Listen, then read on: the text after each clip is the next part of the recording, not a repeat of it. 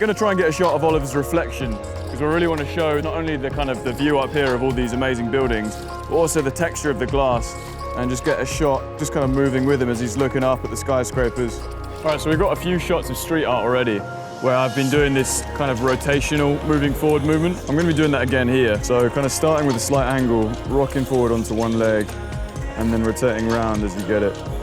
And my idea is that I can kind of cut between these shots, creating one kind of seamless rotational movement, but changing shots whilst I do it.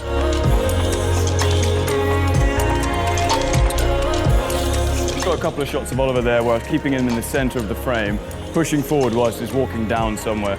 I'm going to just keep my eye out for another situation like this, where we can get him walking down somewhere else, and I'll cut between those shots to kind of create this transition of him walking in the center of the frame and also pushing forward with that camera movement, so it'll cut really nicely.